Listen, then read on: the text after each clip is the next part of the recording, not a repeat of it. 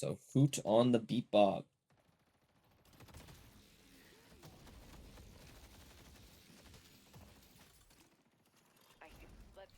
Let's checking.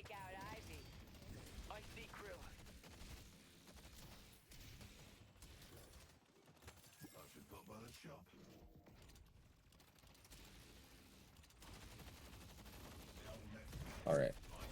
So this is what a lot of people commonly do, is on the first wave, because there's nothing really happening, there's no objective, no boxes, no nothing. If they get wave prio, they just kind of shoot the Guardian for the first little bit or look for a little bit of extra poke on the enemy before buying the first item. Once this wave thins out, they're going to go buy their item.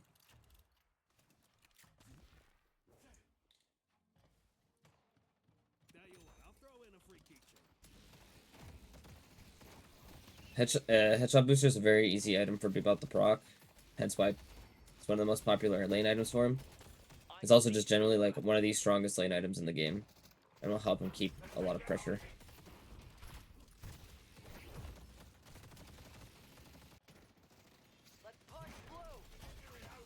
Yeah, it's always going to be uppercutting minions into their minions just to help clear the way faster.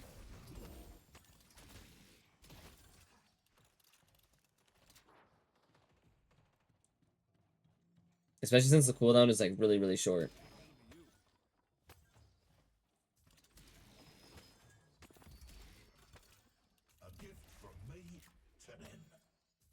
Let's take out Krill.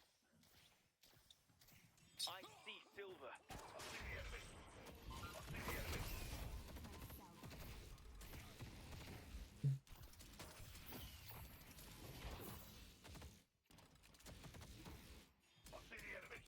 I mean, it's a little late, but what happened was Zergy went to go for a roam, and in the meantime, well, before that they pushed out the wave, Zergy went to go roam, and Hoot just did boxes. Someone needs to stay in case the enemy's hard push the lane, and this way they can catch the wave still. And if Hoot wants, he can hold the wave for Zergy for when he comes back, and now Zergy's just going to have a tremendous lead. But because Zergy got the roam, Hoot could even choose to just take this wave solo, and they would get a lot, like, they would just be up a lot of money still.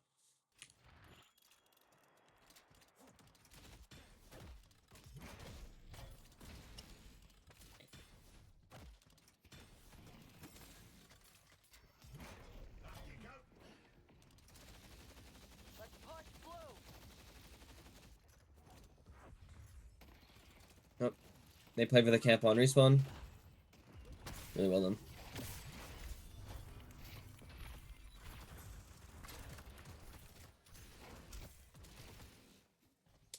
I like how they choose not to fight it there, especially since they just blew their load on the getting the camp. If they didn't do that, they might have decided to turn to fight, just because then they're able to trade better. But because they use like uppercut plus whatever else on the camp, they just kind of couldn't, like, they didn't have the cooldowns to do it like a strong trade.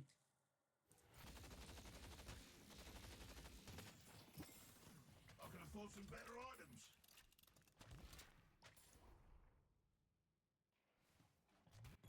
They hard push the wave out for bridge buff. This is really common.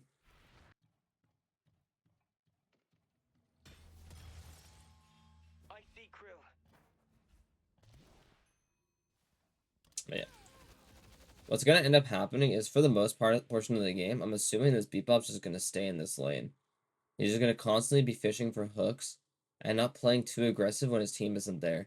Whenever there's follow-up, he's gonna look to play a lot more aggressively.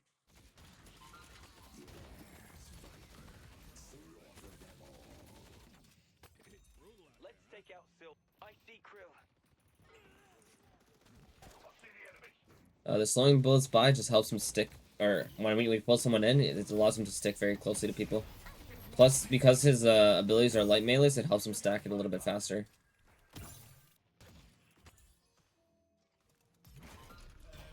You can kind of see that it's a little bit weird, because normally when you're playing with like a lane carry, you would be letting or waiting for or holding the wave for them so that they're able to get the money.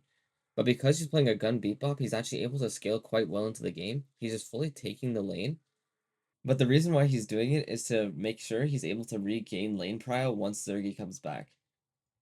So he's able to do everything else in the meantime, get the camp, get whatever else, stay farmed, and then by the time the Zergy gets back, they can just push the lane out and continue applying pressure to this blue lane. Oh, what a hook!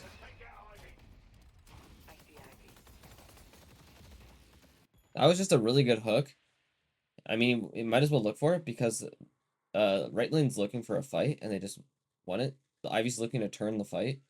So just getting the hook makes it so she can't really do that. So it's just a really nice hook in general.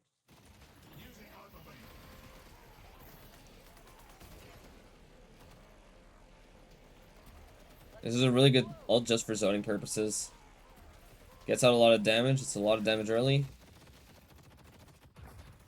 Just able to do a lot with it.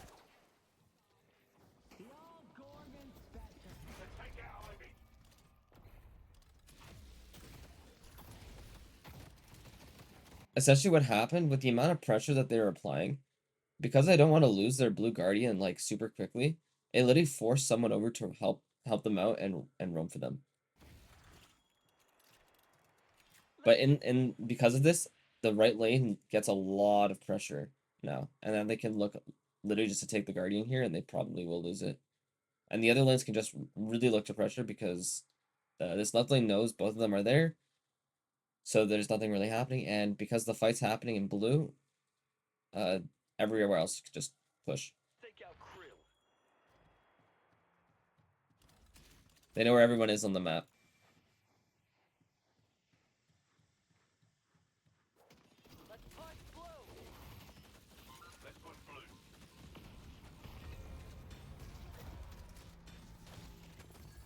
The human king grants you a boon.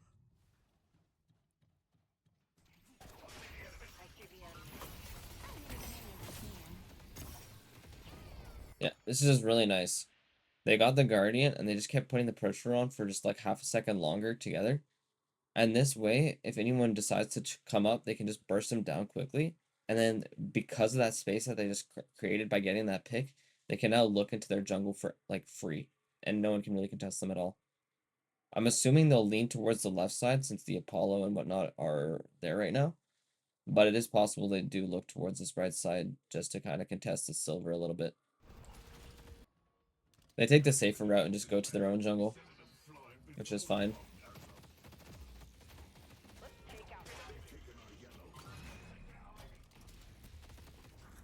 Yeah, this Bebop's just gonna be a nuisance in this blue lane the entire game. He's not gonna rotate unless really needed, and he's just gonna be sitting there farming for the majority of the game. Even though he does die, this is actually really bad tempo space for his team.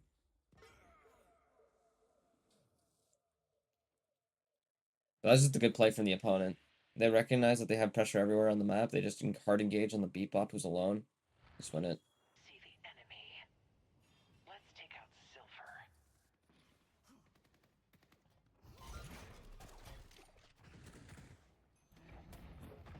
I see the enemy.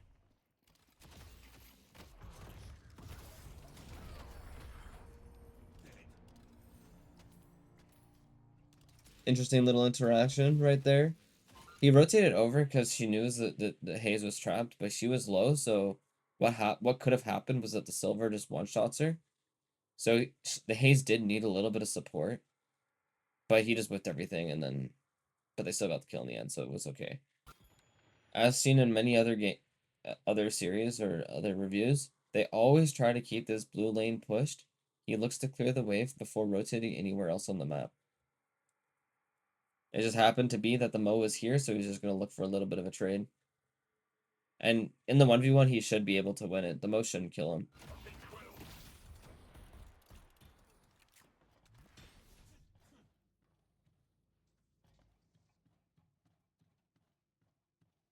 I see Geist. I'm gonna find you. Let's push Yellow. Exactly a similar reason there. He continues playing blue because he knows his team lost the urn pickup. So he's looking to cut off the Ivy and look for something to to just maybe get the urn off of her. And then he's just going to push blue and rotate over to the urn fight while the victor's delaying. If not, he can just look to push blue, and blue walker is the most important walker in the game. So if they take that, it opens up a large portion of the map. I see silver.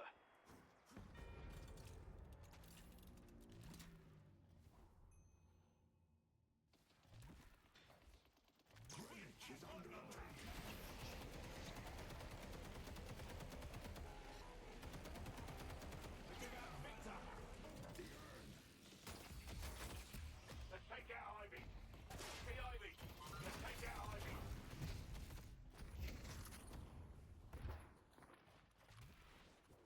I see guys. A bit of a rough situation. He ults there just for zoning purposes, so it's hard for the opponents to go and help the urn carrier.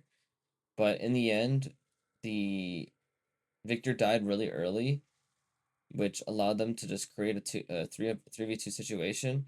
And it's really hard for one person to focus on more than one person, and because of they were just able to get the urn for free. So, and he's just forced to back away and clear the wave. He doesn't want to extend the fight longer than it needs to. Especially knowing that he can't kill any of them by himself. At least, like, quickly, I should say. He was just focused on getting his green spike, and then he immediately buys a component, which will help him in fights. I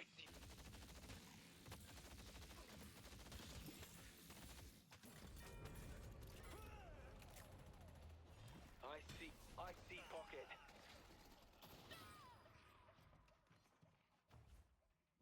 We're ahead of the team. Even though he's late and the fight was already over, he still came in case something like people were escaping, and maybe he could have like picked off the stragglers. It wasn't anything too special. Like, he just pushed out blue, came over, and then that's it. Now they're, because of what's happening on the map, they're probably gonna look to counter push something else, because they're definitely gonna be losing this green walker unless the Mirage is able to get there in time, or the Haze. I doubt anyone can really get it on time. So they're just gonna sacrifice it, and they're just gonna look for something else. And that's why they're playing so aggressively on this left side. Under attack.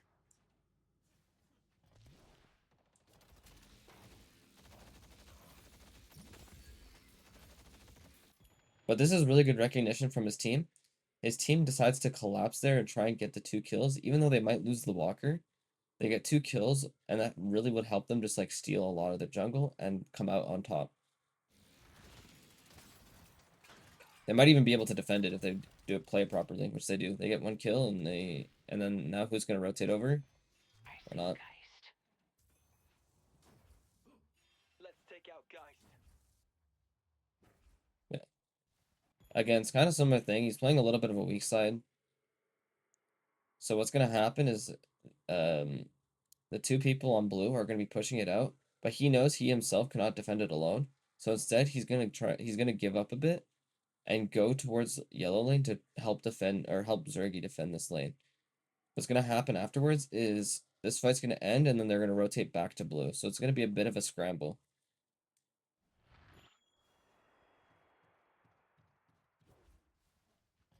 He recognizes that Zergy doesn't need the help, so he just goes back and he tries to defend blue by himself, but the best he can.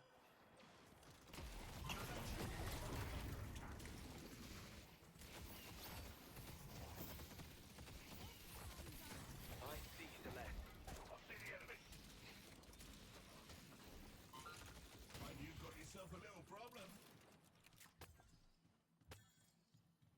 But he's at least okay. Although a lot of things are failing for his position, he's at least trying to create something on the map. And there does seem to be a little bit of hesitation. But what's happening is his team is reacting quite well and keeping the game close.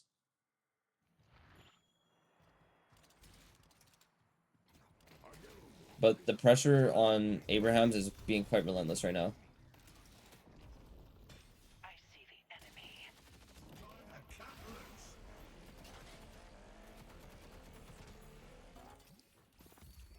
Such blessings. You can't hide forever.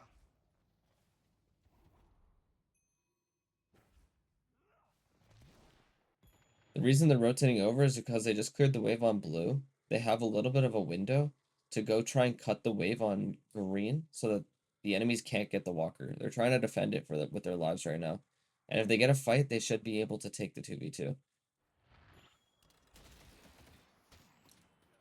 He wouldn't go for this alone. The only reason why he's doing this is because the Mirage is with him and he's able to support they're able to support each other. The moment they recognize that the Mirage is safe to be alone here, he backs away and goes back to help blue.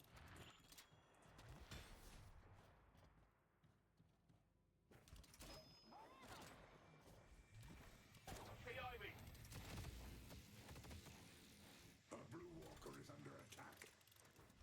We have you now. Let's take out Ivy. Destroyed our blue walker. And that's just a good reaction. So, because he saw the Ivy and the Mo flying over, he's like, oh wait, this Mirage is in trouble, there's gonna be a fight coming out. I'm gonna come help the Mirage here. This might be a little bit of helper syndrome, but yet they get the trade on the Ivy, which is good. And they don't decide not to chase any further just because any extended fight is gonna be more beneficial for the opponent right now.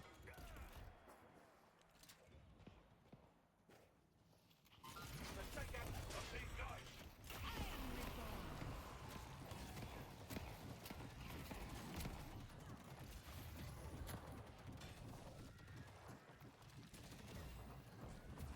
They've destroyed our green.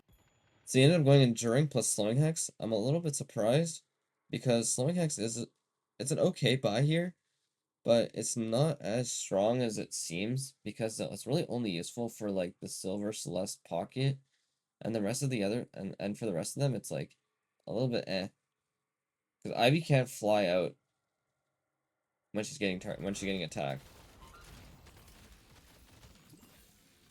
But I guess it is just to keep them in place after getting hooked.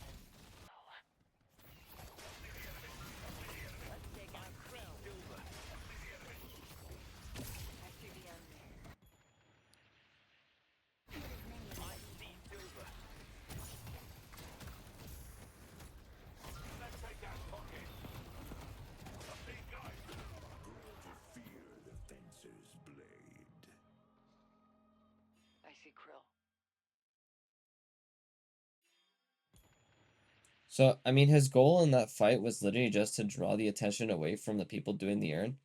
But Abrahams ends up stalling enough to the point where they're still able to fight even after his death. He did achieve his goal in the sense that he was pulling aggro, but he fails in the sense that his team didn't get like the objective. Let's take out guys.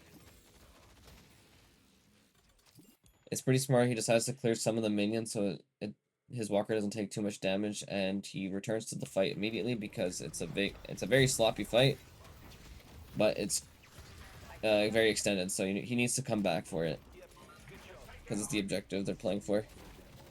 Let's take out Ivy. I see him. Let's take out Ivy.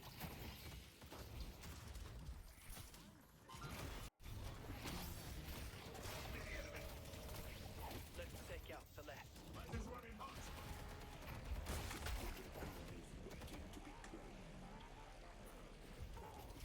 I see Ivy.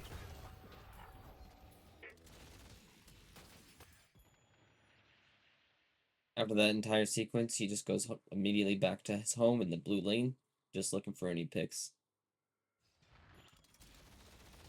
Just keep making sure he keeps the prio and then look for a pick.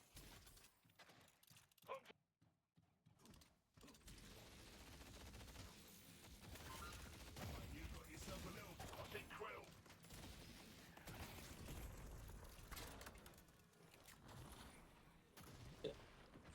As per usual, they look to get prio on blue lane, and then now they're all rotating over to the urn side to play for the pickup. They're playing for the urns and buffs.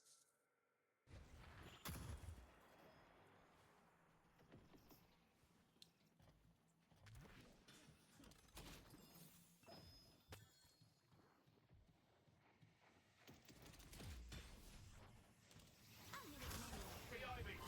Let's take out Ivy.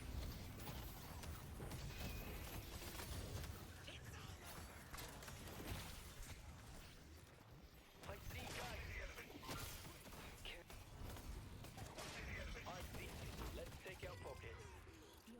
That was just really nice. He uses movement to get out and then isolate the fight so his team could collapse properly. And then with that isolation, he was able to get help from Zergy to get the kill on Sanya. I wouldn't be surprised if he turns this fight right now and then plays for the Geist. He's just buying time. Got pocket. Well, he failed, but they had the earn pickup at the end.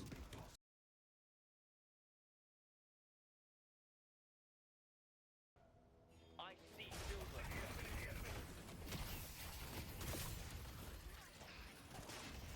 I see guys.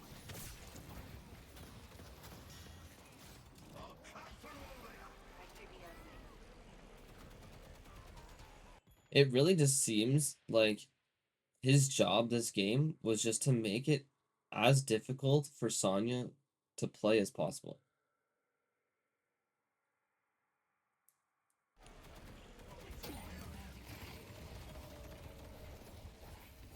Let's take out silver. He really is just making every single fight that he's in as it's called as chaotic as possible, which is good. He's separating the opponents from where his team is able to get help from. I see guys. Let's push green. I see guys.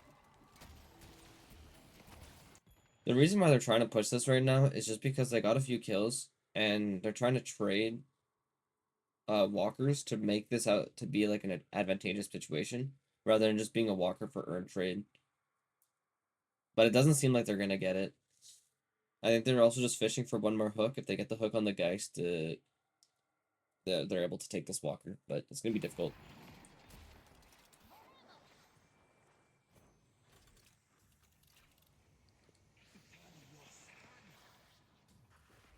It was a bit of a desperation play, but they need the flex slot. Just generally a really good buy because anyone he hooks in is going to be a 1v1, so they're going to get a lot of resist shred as well as lose a lot of fire rate. So for example, if he hooks Sanya in, Sanya's not going to really be able to shoot his gun at all, and it's going to be really difficult to even 1v1 him. And then it's the same thing for the Silver. The Silver's going to look to dive him, but if she dives him alone, she's going to lose a lot of her damage and tankiness. So it's a good buy. Let's go mid. Let's go mid. And they get a pick on their carry, so they just decide to go mid. Let's take out pocket. It's an aggressive calm, but it's a good one. The ivy. Careful, Bebop.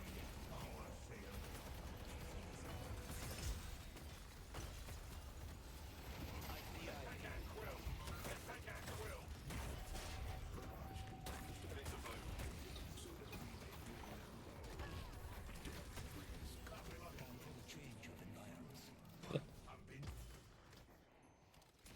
That was just a good fight. They get 2 rejuves.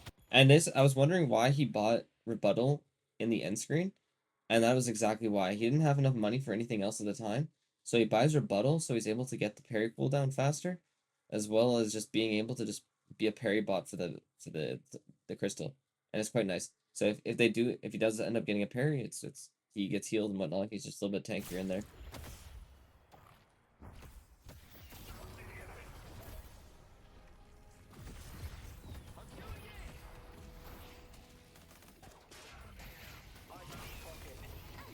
Good capitalization of the combo with the Apollo ult. Great follow-up hook. I see pocket. I see pocket. Let's take out pocket. I see pocket. Nice. And now with this, they're just going to look to push the walkers while Hoot resets for his HP. Let's push Broadway. Let's push blue.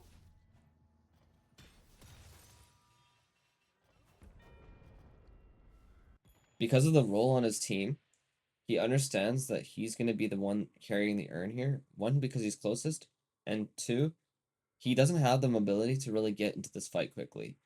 So he's just going to play what he can right now, and that would be the urn. So they also have rejuve, so they're going to want to collect it.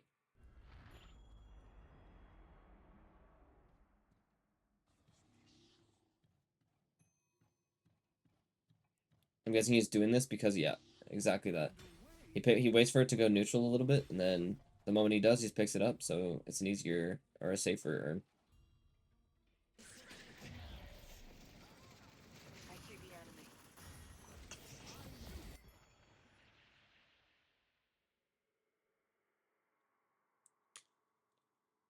The reason why he just goes for the earn is because the fight already started, so he just goes in while they're distracted.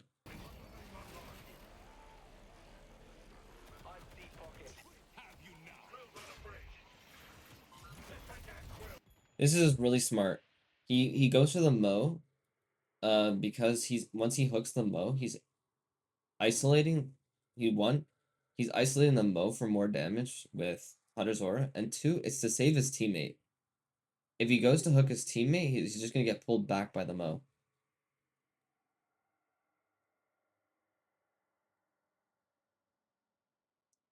Or sorry, the Mo's gonna follow, and it's gonna be a similar situation. But what's gonna happen is if he goes for a hook on someone else who's like shooting cosmetical in this situation, it's not gonna be as beneficial because he's not gonna be able to save him because the rest of Loki W or the rest of Abraham's is focusing cosmetical in that moment. So better go for the person he can save than it is for someone else, like a damage carry. It also is his DPS.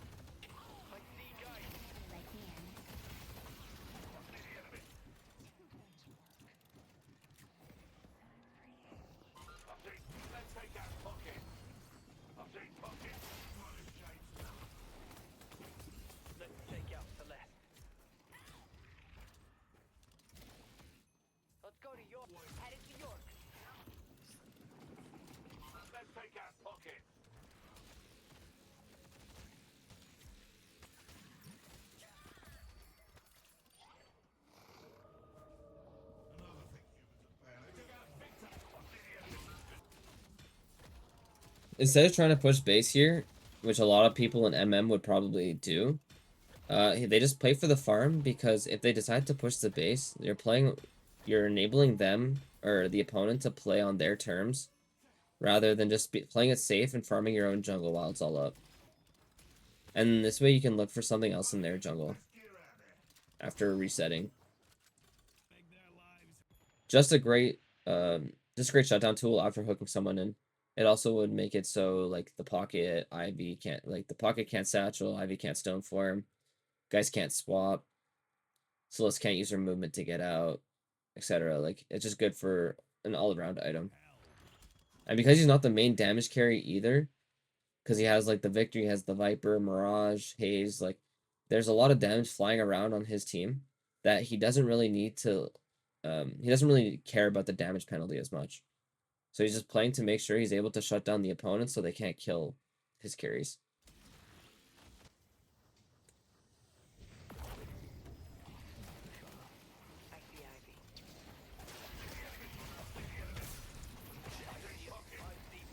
Immediately right there, Sonya literally wasn't able to do anything at all. Obkim also has curse. Obkim uses the initial curse in there to make it so Sonya can't do anything.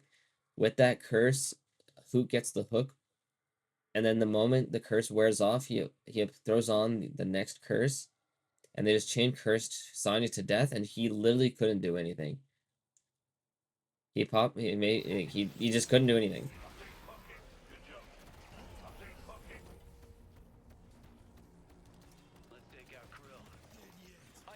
And because they got that initial pick, they just can sweep through the rest of the fight.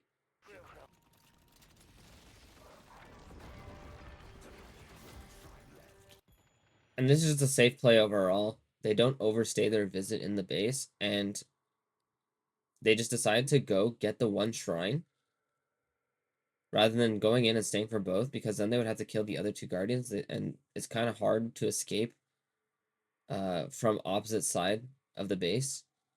And this just allows them to like they're gonna straggle, like they're gonna have to have some stragglers in that sequence. And plus it's a mid-boss timer in a minute, so they don't want to cause any deaths. So they're playing it very, very safe. They're just around this urn because they're going to use this urn to force a fight and then use that fight win, or whoever wins that fight is just going to end up mid. But because they're 30k up, they should be stronger. They should be able to win this mid fight. Another option is that they let them have the urn, and then they just go mid while the opponents are doing the urn. I see Krill. Let's take out Krill. And because of desperation, what's going to happen is Abrahams is going to look to invade and try and get the urn off of Hoot, because that's their only way back into the game. If they decide to sit back and let them have everything, they're just going to lose literally everything on the map. They're going to lose the urn, they're going to lose mid boss. And this is just them being desperate, so they're deathballing with the Mo, looking for a pick on any stragglers that get found. So Hoot right now is kind of using himself as bait. And so if they overstep, he can maybe look for a hook or just follow up on any of the engages.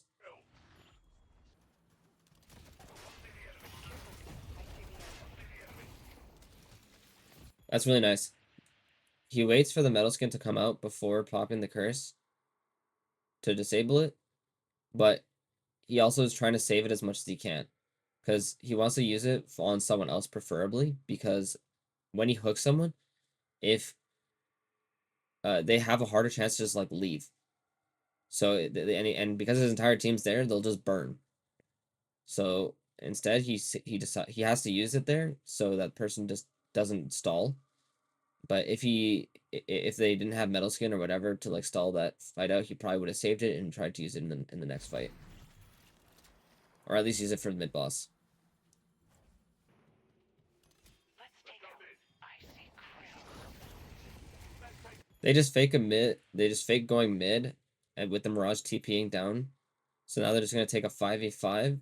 Let's take out krill.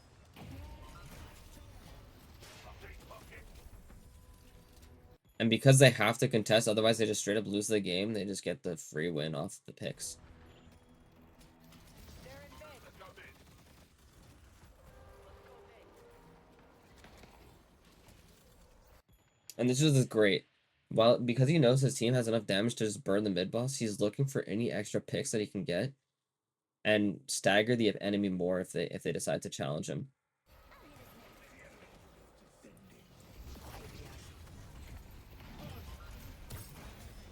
Let's take out Ivy. Let's take out Geist. Let's take out Geist. Well, we took care of them. And with that, they're gonna end the game. Let's take out Pocket. Let's punch Blue.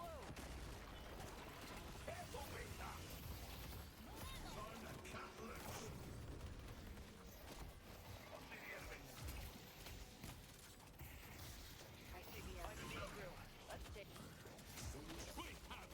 Let's take. Let's take out krill. That GG's.